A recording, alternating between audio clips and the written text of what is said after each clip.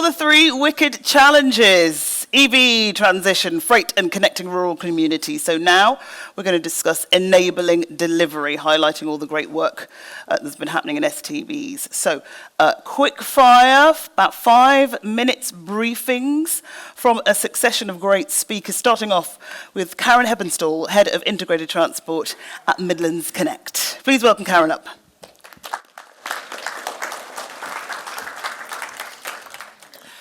Right, good afternoon, everybody. I'm going to whiz through this really quickly, and I'm bound to run out of time. So I'm going to talk a little bit about Midlands Rail Hub this afternoon, and I'm sure many of you in the audience have heard Midlands Connect talking about Midlands Rail Hub many times before. That's because it is one of the biggest rail investments that is around nationally at the moment. It is a nationally significant infrastructure project, and we're really excited to be part of the client team on that project. Hang on, let me put the actual slides up. So what does Midlands Rail Hub do? So it aims to transform rail connectivity across the Midlands by unlocking capacity challenges in central Birmingham. It doesn't just do that, however, though. It is also complementary but not dependent upon HS2. So whilst we were slightly upset about the recent announcements on HS2, actually it's been beneficial to Rail Hub, and we've got that extra commitment through Network North for £1.75 billion to deliver Midlands Rail Hub in full, which was really exciting for us at that point in time. In terms of the actual infrastructure, the main bit of infrastructure, not the only bit of infrastructure, is to build 2 new chords in central Birmingham, which provides much better access to Birmingham Moor Street Station. And for those of you who know Birmingham well, that will place 10 new trains an hour directly adjacent to Curzon Street Station. So there is that direct connectivity between the conventional rail network in Birmingham and HS2. So as I say, it is committed in full through Network North up to £1.75 billion. So I'm going to move on now to talk a little bit about where we are in the programme and what role Midlands Connect has had to play in that so far. So again, on the screen, shamelessly pillaged from a DFT document about the Rail Network Enhancements Pipeline, which we still hope is alive. As it stands at the moment. And at the moment, we are pending a decision to design for at least part of the Rail Hub. In the earlier stages of the Rail Hub, as you can see by the orange line at the bottom of the graph that says strategic direction for project, the focus was very much on that strategic case making, not just from a railway perspective, but actually looking at it from an economic, social and environmental perspective. All those key roles that you've heard many times today that STBs are excellent at providing. As we move forward through the project, beyond the decision design, the opportunity to influence scope and the strategic direction and outcomes decreases as the capital cost expenditure increases. So actually, the role for STBs and Midlands Connect in particular was really important earlier on in the project, and whilst we'll continue to have a role throughout, actually having set that strategic direction early on, we know that the project is now absolutely heading in the right direction. So a little bit more about our role. We actually started off as client for this project back in 2018 when we identified the need for it through our original transport strategy and then started to develop the strategic outline business case. That was submitted to government. That cost us about £5 million. Fortunately, DFT gave us that money as well. And then we moved on to our outline business case stage. At that point, the project switched over from being Midlands Connect's client to a DFT Rail Network Enhancements Pipeline project. But what we did at that point in time was we secured a client partner role, which has been absolutely fundamental to the success of the programme and really recognised by the Department for Transport as best practice. We've now continued to negotiate that client partner role as we wait for the decision for the next stage to move on to full business case. In terms of the specifics of an STB role, and Midlands Connect's role in this case in particular, we are the owner of the strategic case for the project. So as I said before, we continue to push forward with that strategic rationale, not just the railway business case, but the economic, social and environmental benefits of the project. We absolutely own the evidence base for the project, again, on those three angles, and provide a lot of data and a lot of evidence to the Department for Transport and Network Rail about why this is the right thing to do and how it benefits the wider community across the whole of the Midlands. We also spent a lot of time talking to businesses about the business benefits of the project, and later on, as the project goes on, we will be monitoring and making sure that we realise those economic, social and environmental benefits once we've got the rail services delivered on the ground. We also have a really key role in stakeholder engagement. So recently, we've agreed with the Department for Transport that we're going to be the overall owner of the stakeholder and communication strategy. So whilst Network Rail, DFT and other partners will have stakeholders of their own to engage with on the programme, actually having an oversight of how all those relationships work, and in particular how the local and regional partners respond to RailHub and continue to support RailHub, is absolutely in Midlands Connect's basket to deliver. So we will continue to communicate and promote the strategic rationale for the project. And for those of you who have seen a lot of our work on this so far, you will know that we do a pretty good job of that.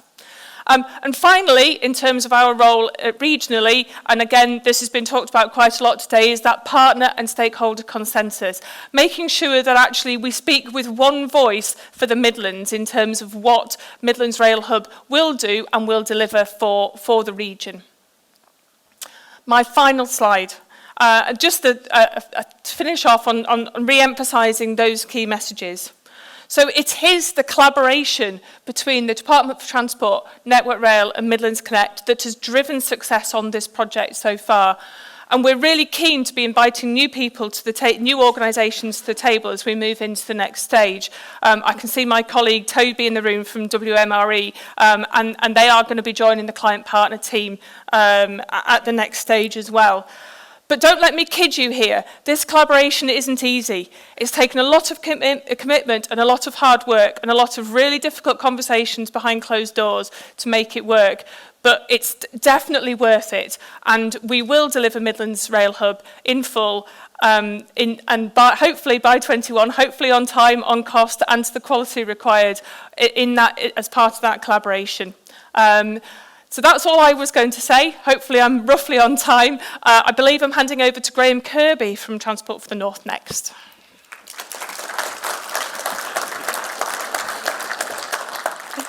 Good afternoon, everybody. I'm Graham Kirby. I head up TfN's analytical team, known as TAME. I'm here today to spend a few minutes talking you through quite an exciting piece of work we've been doing recently in collaboration with Rotherham MBC on an OBC. Too many acronyms already, but for Rotherham Integrated Station. So let me take you through this.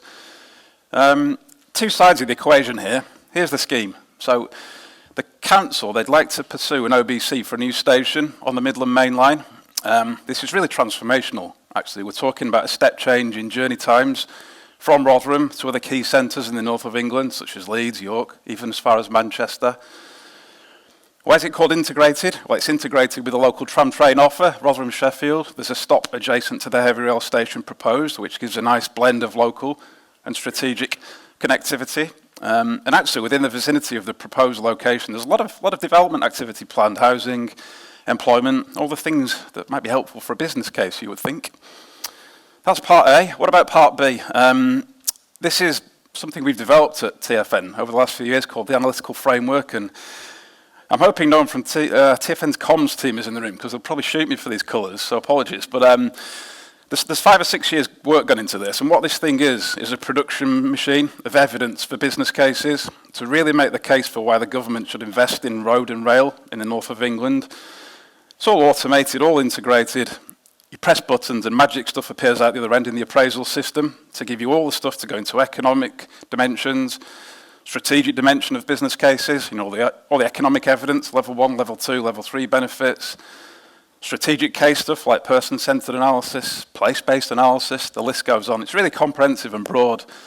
A kind of key thing with this, how we've developed it, IP does not really exist in here. Everything, almost everything is open source data, easily scalable up and down across the north, across different geographies of England, which is what we're doing at the moment across the STB community with this analytical framework. So that's a foundation to make it easily shareable, which is what we've done. So A and B, how do we come together on this?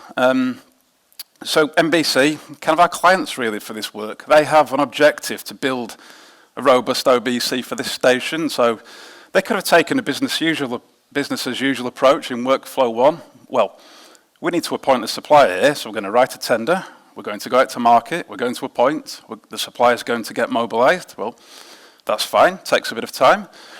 Transport model, we're going to need a lot of data here. OD matrices, station counts, journey times, passenger loadings, highway counts, highway demand, local development data, the list goes on, and all that stuff's out there, you may need to collect it. It's going to take quite a lot of time, quite a lot of money to get all that data, but fine. We need a model. What do? Do we build a spreadsheet model? Do we build a bespoke network assignment model? Do we use Moira? Maybe not in this case with it being a new station, but fine, you can do that. It takes time, takes money. But we came along and we were introduced to the MBC via John Spruce, mutual contact, and put us together, and we started thinking, well, maybe there's a way we could get this work with our existing capabilities to help the MBC here. So we said, well, we've got a lot of existing contracts across the north of England with a supply chain that you can get into. You don't need to go out and procure, working within the procurement regulations. We can get you straight in touch with one of our existing suppliers through the contracts, and those people know this analytical framework. So we're going to save you a bit of time here, a bit of money. Data, you don't need data. We've got all the data you need here. Everything you need we've got in a Pan Northern data repository. You don't need to do anything with data. There's no IP, all public sector owned, you can have it all, no problem. And what about a model? Well, we've got a rail model in the analytical framework called Norms. Okay, it was built for Northern Powerhouse Rail originally. It's very strategic in nature. Maybe there's a bit of development around the Rotherham area, local model revalidation, a few other counts and so on, but you can have that. That's going to save you a lot of time, a lot of money. And there's various other steps here which have proved really well, but these are the big 3 ones, and we're kind of honing in on the final outcome here, where we've got quite a strong looking outline business case for the station, but we think we've saved a lot of money here, a lot of time, really by tapping into the existing capabilities that STBs can offer to the local transport authority market. So it's really worked well in terms of efficiencies. And what are the main takeaways? I really think we've found a nice operating position here for an STB. We've managed to get it to work within the public sector, so we've been able to find a way to get contributions from the MBC into the team across the public sector by kind of exploring the murk and the depths of our own constitution. We've made that work, but we've also made it work actually quite well for the supply chain. As STBs, I don't think we're ever going to be in the position of having reams of transport modelers churning out model runs. We don't have the resources for that, so we've got to find a way to make this work, and this has worked commercially for the private sector as well by how we've managed to bring them into this work. Time and cost savings, that's been a real success, I think. I think there's something around IP as well. The TAME team here, we've been very influential in this work. We've done a lot of the analytical work and the modelling work and the forecasting work, and all that knowledge, all that skill is now in the public sector. It's staying in the public sector. It belongs to the public sector. And finally, I think we have a strategic transport plan at TfN until 2050. Well, all these nice targets in there, social exclusion, 1 million people by 2050. There's a lot of stuff that needs to happen in the middle, and this is starting to happen with this kind of intervention. So this is hopefully just a small step along the way. Right, thank you. I think I'm handing over to Andrew.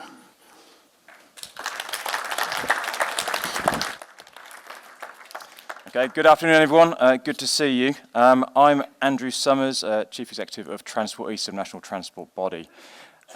So I'm here to talk about prioritising roads investment in the East. When I was talking to people earlier on, there are a few and boos even. But actually, this is incredibly important for transport. And I know there's been a lot of discussion around the role of roads. And the role of Transport East here is to make sure that there is a credible roads investment package as part of our integrated transport package for the East of England.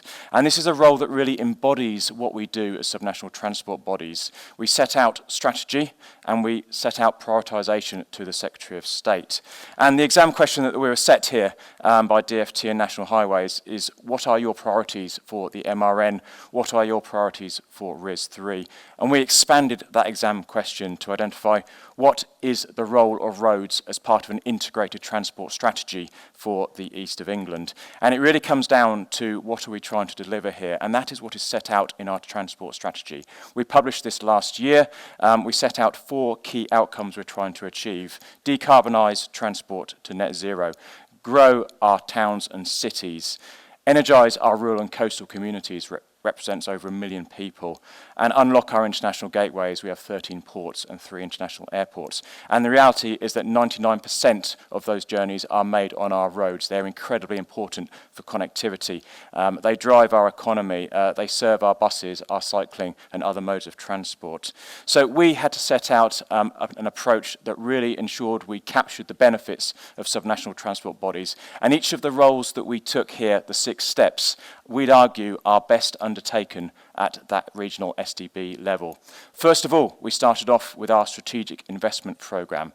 This is our multimodal package of investment that we've set out to deliver our transport strategy, agreed with our partners, agreed with National Highways, and agreed with government. It delivers against the outcomes, and it's a package: road, rail, active travel, rural transport, all the things we've talked about today, working together with those systems and other sectors, including energy. We then undertook an assessment of the roads in there against our strategic outcomes, both our strategic outcomes, but those of National Highways, those of the DFT as well, understanding what the requirements are of RIS3, are of the MRN fund as well. We then, and importantly, undertook some serious stakeholder engagement. And over the course of the development of the SIP and the strategy, we spoke to over 2,500 partners and stakeholders in the East of England. And indeed, with this part of the work, we then extended that to in-depth conversations with National Highways, our local transport authorities, our local planning authorities, and DFT. But that is an absolutely fundamental part of the journey that we went on. We then undertook some of the bespoke analytical capability that DFT has invested in within Transport East. So the agent-based model that we've created allows us to test packages of interventions against some of those wider outcomes, so social benefits, carbon benefits, a lot of other things that we care about as part of our transport strategy.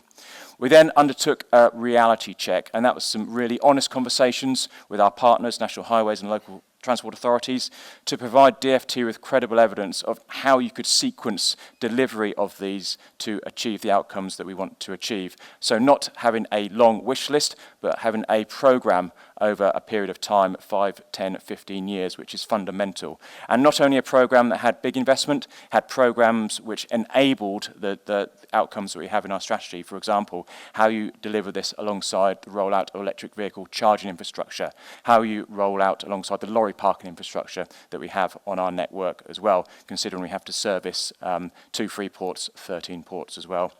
And then we delivered that recommendation to government, as is our role set out in the legislation. So working very closely with the roads team at DFT, with ministers and National Highways as well. And all of this is now feeding through to delivery. We were delighted that in the Network North publication, our full list of MRN priorities were listed in there, alongside some of our other priorities, including Ely and Hawley. So that wider package starting to come together. I'm just going to set out on the final slide some of the pictures. So top right there, I guess the good news a few weeks ago, the first scheme in our SIP was opened. This is the third river crossing in Great Yarmouth. The picture there is the whole Transport East partnership at that site. This was taken a bit earlier in the year when the weather was a bit better. But what that provides is a river crossing across the River Yar, which accesses the Yarmouth port, which was built a few years ago. It connects communities, it has active travel links in there, and it enables freight and community connectivity in an area where there's real need for levelling up. So a really good success there. What we've been able to do through this programme as well is some of the other schemes that we have in our programme start to integrate some of the wider measures, so they're not solely road schemes. So the Army and Navy junction there in Chelmsford now has a significant active travel component within it as well. And the Norwich Western Link is now not just a road scheme, it's a package of measures, including bus priority, including active travel as well. So starting to think more about packages of measures, but using the MRN and the RIS thinking, the exam question that was asked, to allow us to start thinking about this. So I think it sets out there's a really unique role for SDBs here. The process that we've been through here, best done at the regional level. So hopefully a bit of an illustration of how delivery in the road sector has really been led by the Transport East Partnership. I'm going to hand over now to Councillor Jennifer Wilson-Marklew of Milton Keynes to talk about East West Rail. Thank you very much. Thank you. Hello, hi. My presentation is probably going to sound a little bit different because I'm a politician, so I have a slightly different view on things. So my name's Jennifer Wilson-Marklew. I'm a councillor on Milton Keynes City Council. I'm a cabinet member for many things, but amongst them transport. I'm going to tell you a little bit about Milton Keynes. It was built quite a while ago, 1967, probably not as long ago as most of the places that you come from. It was designed from the ground up, so it's very unusual in the way that it's designed. It's got really interesting transport links. So it's not quite in the middle of London and Birmingham, but it's not far off. It's also in between, well, actually, I'll come to that. It's on the West Coast Main Line, so it's got really good north-south connectivity. It's off the M1, again, really great connectivity, and the A5 runs through the middle of it. So we're very well placed from a strategic perspective. We're based on a grid system. We've got a redway network. That means you can cycle everywhere in our city without having to go on a road. I love Milton Keynes. I don't know if that's coming across. And we're in the middle of Oxford and Cambridge, which is wonderful, but the connectivity there is awful. The roads that do go between Oxford and Cambridge via Milton Keynes, they are, some of them are dualled, but a lot of them aren't. There's not much capacity, but actually there's a lot of movement between these places. And so in comes East West Rail, which is incredible and very exciting. So Milton Keynes and East West Rail. So we're well located physically, and also we have a lot to offer in terms of East West Rail. And actually across the region, we have an awful lot to offer. We're growing fast, physically, but also economically. And East West Rail is really important to us. It's an important part of that growth. It's an important part of that journey. And we see ourselves as a really fundamental part of a triumvirate of Oxford, Milton Keynes and Cambridge. Milton Keynes has a lot to offer in this arrangement, and we plan to grow. So currently we have around 300,000 residents in 300,000 residents in Milton Keynes. Our plan is to grow to 500,000 residents by 2050. We are not scared of growth. In fact, I think we see it as a real strength. However, here is where my page doesn't turn. What does East West Rail offer Milton Keynes? Well, currently the line from Oxford to Oxford to Milton Keynes, Bletchley is complete, or is complete in 2025, will be operating in 2025. Bletchley on to Cambridge is yet to be confirmed, but both parts of the line have Bletchley as a central point. And Bletchley is a really interesting place. It predates Milton Keynes by a long time, and many of you might be familiar with Bletchley because of Bletchley Park, which is, well, we like to think of it as the home of modern computing. It should be a jewel in Milton Keynes' crown, but it's not. It's had a lot of challenges over the years. Lots of retailers have left. Most recently, Sainsbury's has left, which has left the town centre a little wanting. the infrastructure in Bletchley isn't working that well for the residents. The station faces out onto Bletchley Park, but actually the town centre is over a dual carriageway in the other direction. East West Rail has brought significant investment to Bletchley. Through having East West Rail come through Bletchley, we've been able to secure £22.7 million through the town's deal fund, and that has allowed us to transform Bletchley. The plans are in place. We're going to have a new entrance from the station, or we hope to have a new entrance from the station, into the town centre. The town centre is going to be completely transformed. The council has purchased some property in that town centre location to allow us to develop it and to bring Bletchley back to life and make Bletchley what it deserves to be, which is a jewel in Milton Keynes' crown. And this investment, this physical change, has made a huge difference to how residents feel about East West Rail. East West Rail is something that has already brought prosperity to Bletchley, even though it's not there yet. The work that has been done to benefit Bletchley, I think, illustrates perfectly why it's important. You need to deliver tangible benefits to people which allow places to flourish, and transport schemes are a really good way of doing this. I can't think of a transport scheme that hasn't delivered economic benefits, and those economic benefits then flow through to residents. However, we do have some concerns. We care very passionately about sustainability in Milton Keynes. We care very passionately about sustainability in Milton Keynes, and we want to see the electrification of East West Rail. We are very concerned about the links not being upgraded sufficiently. And so the Bletchley to Bedford line, which already exists, we want to see a really strong case put forward for that to not just separate the lines between Oxford and Cambridge, but to be a really strong link. We want to be able to get the benefits across to residents of Milton Keynes through better transport links, door-to-door links. We have the MRT, which is the Mass Rapid Transit. We'd like to see that being a fundamental part of the East West Rail project. And we want people across Milton Keynes to feel the benefits of East West Rail, not just the residents of Bletchley. And I am passing over to Andrea, who is the chair of Peninsula Transport. Thank you.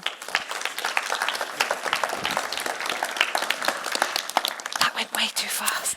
Thank you very much for inviting me along, and I'm pleased to see I am billed as myself because I am actually here as Nigel Blackler, who some of you will know, and I'm nothing like as pleasant as he is. So hopefully... It's 10 years since a devastating storm struck the town of Dawlish on the Devon coast on the 4th of February 2014. The railway was battered by waves, leaving the tracks hanging in midair and severing the southwest from the rest of the country for 8 weeks. Our team battled around the clock to carry out major repairs, and with the breach fixed, we began to plan how we could better protect this vital stretch of railway from climate change and extreme weather. The South West Rail Resilience Programme was born, and over the past decade, the Department for Transport has invested more than £165 million to better protect the railway between Dawlish and Teignmouth. Our first task was to build a taller, stronger 800-metre seawall and new high-level promenade at Dawlish. The first phase opened in 2020, with the curved edge of the design deflecting the waves back out to sea. The second phase, which wraps around Dawlish Station, saw the arrival of an innovative 8-leg jack-up barge known as a wave walker, which allowed our teams to work around the tides. This phase was officially opened in July 2023. As part of the Dawlish project, the station is now fully accessible for the first time, thanks to our new footbridge with lifts.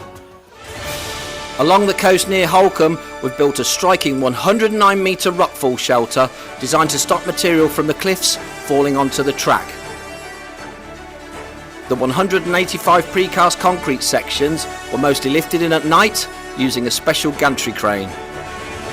In summer 2023, we began installing 19,700 square metres of netting, secured by more than 6,000 soil nails to help stabilise the cliffs between Dawlish and Holcombe, and our work here continues.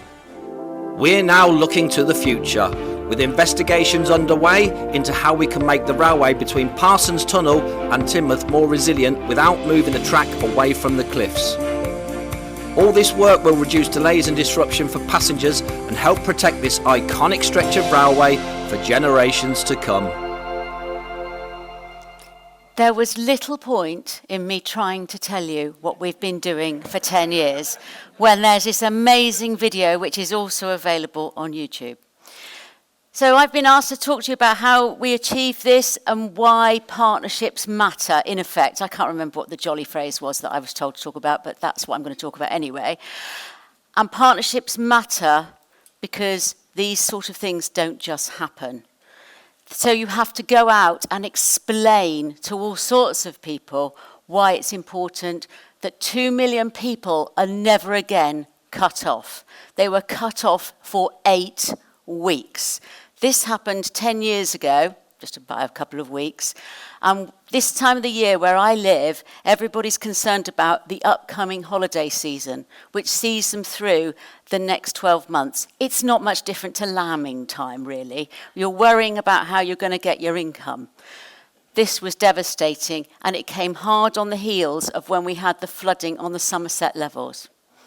So just after this, the South West Rail Resilience Programme was born, and I'm really old. I was there. And here I still am, still talking about it. Like the previous speaker, I'm a politician. I don't class myself as normally.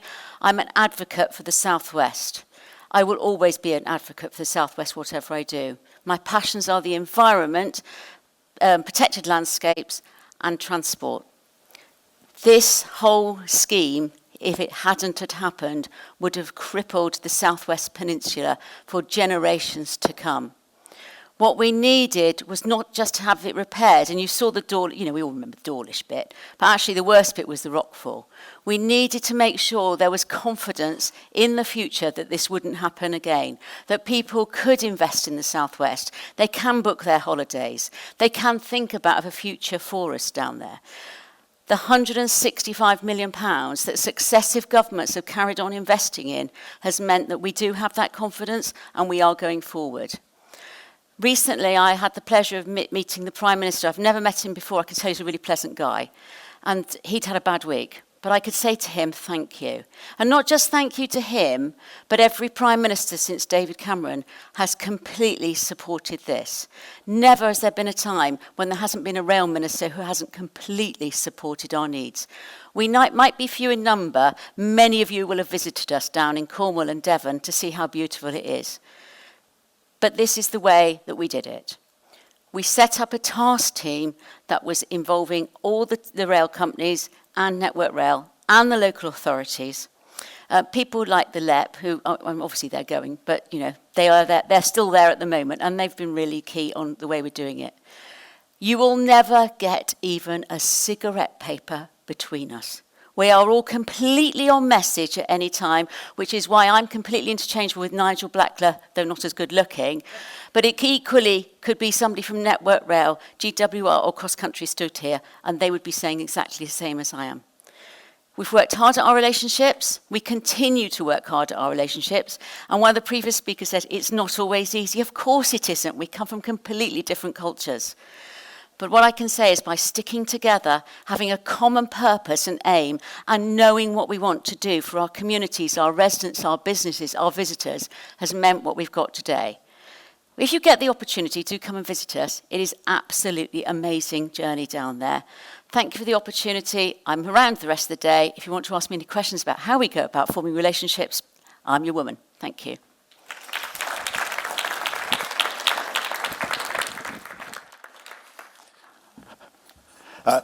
Right, I'm James White. I'm Technical Lead for the Western Gateway Subnational Transport Body. I'm just going to tell you a little bit about how we're helping to enable delivery on the Heart of Wessex line. Now, it'll probably become fairly obvious that this is a scheme of somewhat smaller scale to things like the Midlands Rail Hub or East West Rail. But for us, it's actually very important because the Heart of Wessex line is our north to south rail route. It is our north to south connectivity connectivity route. The services run from Bristol, and they come down through Bath and Trowbridge and Westbury. They cross over into the border, into the peninsula at Yeovil, and then they carry on down to the south coast at Dorchester and Weymouth. But some of the services also start even further north in Gloucester. So you can start to see, we're looking at this map, that our route goes all the way down the spine of the Western Gateway's geography. So it's key. But the problem is, it hasn't got the world's greatest service at the moment. It's particularly on the southern stretch, which is highlighted in red there, from Westbury down to Weymouth. It's one train every 2 hours. And there's long been an aspiration to do something with this line. It's in our rail strategy, published a couple of years ago, and it's very much in Network Rail's Dorset Strategic Connectivity Study as well.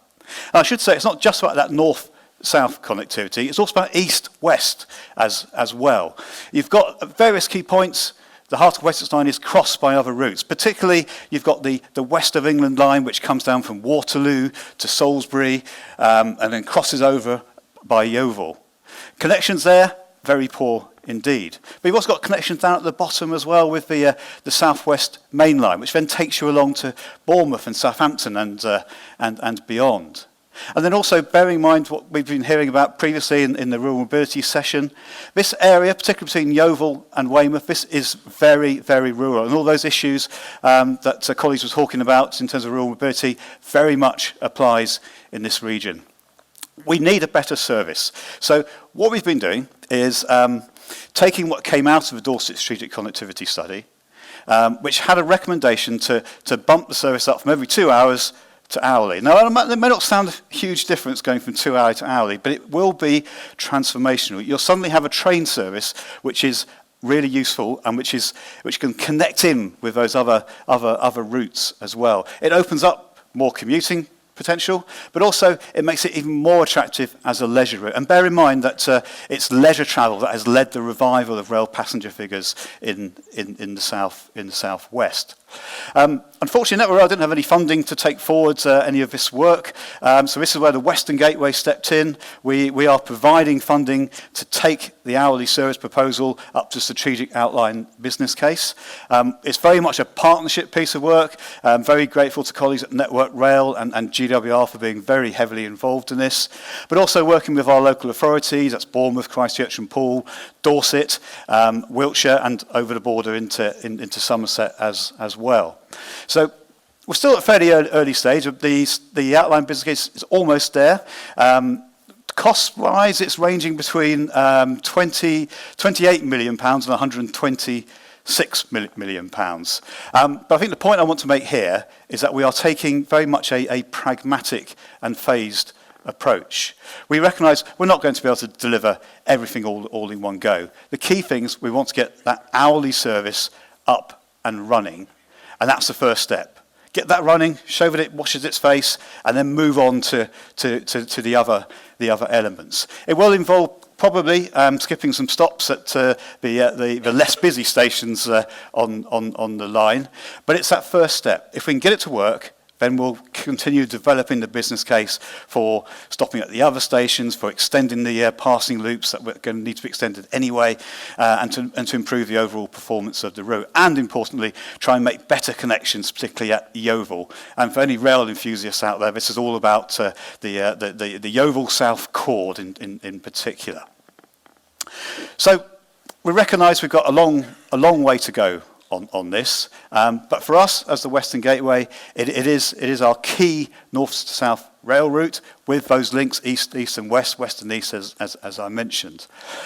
Big question mark has to be set over levels of funding and where that's going to be coming from, but without the STB, without the Western Gateway stepping in and providing that funding to develop the strategic outline business case, this scheme would probably just be sitting on the shelf as an aspiration, as something that, well, yes, we all want this to happen, but it doesn't seem to be happening. So I think we're acting very much as that catalyst, as that enabler to bring forward hourly services on the Heart of Wessex line. And, when hopefully it gets up and running for too long, please take a trip down from either Gloucester or Bristol, down to Weymouth. It is an incredibly scenic route. It might take a fairly long time, but it is very scenic, very beautiful countryside that you go through. And if you all come down all the way to Weymouth, then yeah, do bring your bucket and spade. Thank you.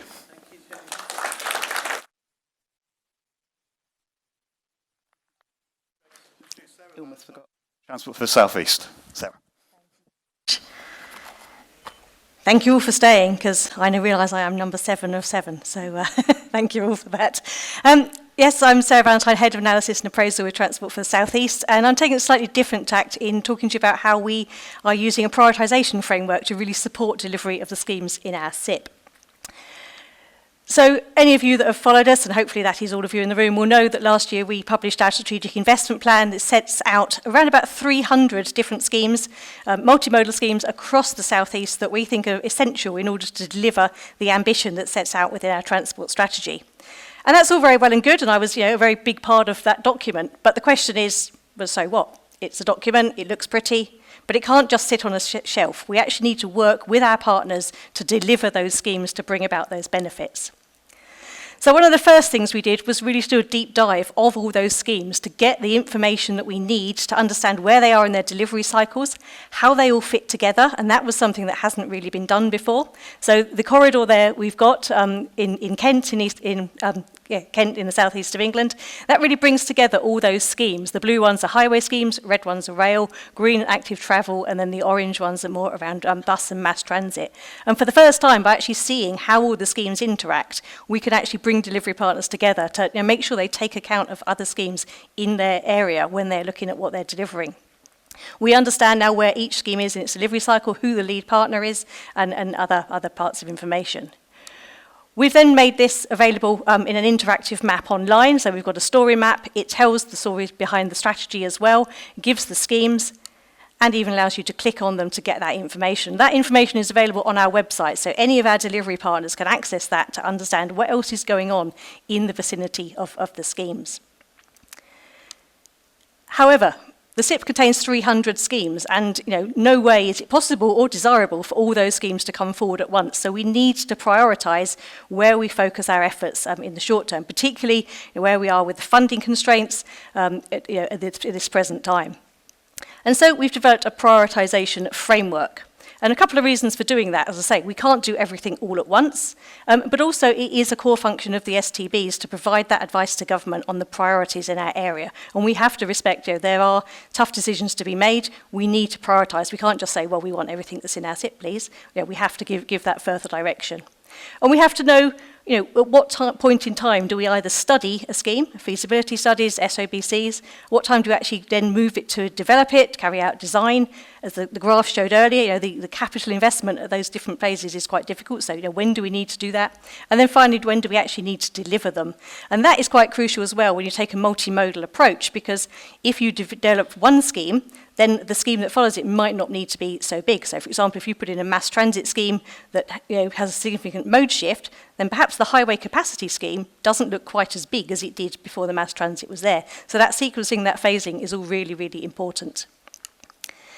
In terms of the principles that we developed when we were looking at the framework, we took an approach of, how does TFSE as an organisation want to make these decisions? How do we function in that space? So absolutely everything, and you've heard from many of the STBs today, is evidence-led.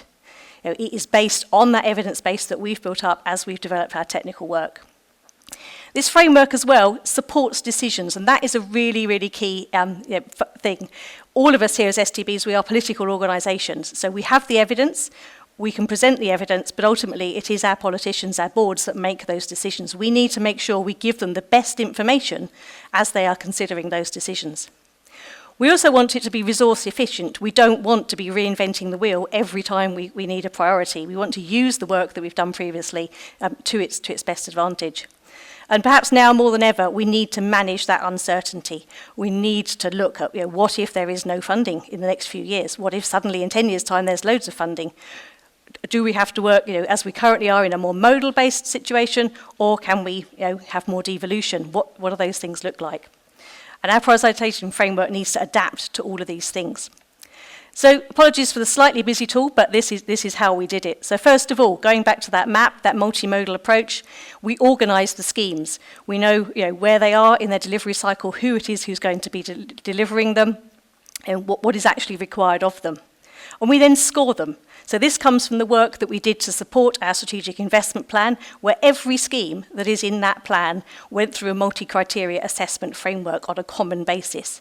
That common basis aligns to DFT's EAST process, so we know it is robust and it is a common, across all of the schemes, so we can directly compare.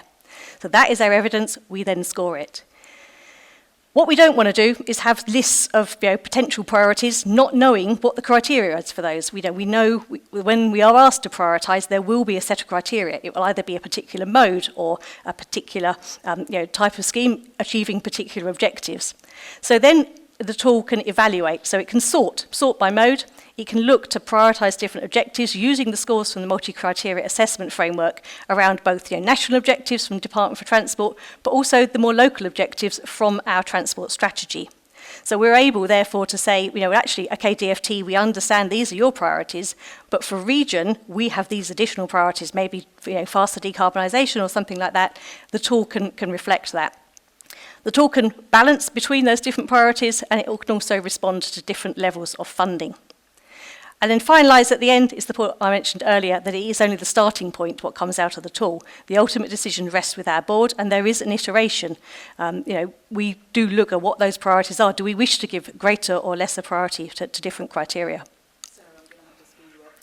I'm done after this Jolly slide. good. The last bit is around managing that uncertainty. And whilst we respect that at the moment we do have to operate within those current modal silos, you might say, from DFT around how transport is funded, in the future, we would prefer a much more multimodal approach in line with our strategy and our strategic investment plan. We also recognise we need to be able to respond to different levels of funding, either greater or lesser than where we are at the moment. And so we developed a number of scenarios to look at how those priorities that we've calculated through the tool would change in those different future situations. What that has allowed us to do is to take a look at schemes that feature throughout all of those 6 scenarios, you can have a greater confidence in. That can help, in times of constrained funding. If you know that regardless of what the future looks like, this scheme is likely to be a priority, it gives greater confidence to actually go and develop it. Lastly, I'll leave you with a very, very busy slide. This is a sample output. It's not an official TFSE priority list, but it just gives you an indication of the outputs from the tool, give us when to study, when to develop, when to deliver within 5-year windows throughout the life of our strategy. Thank you. Thank you, Sarah.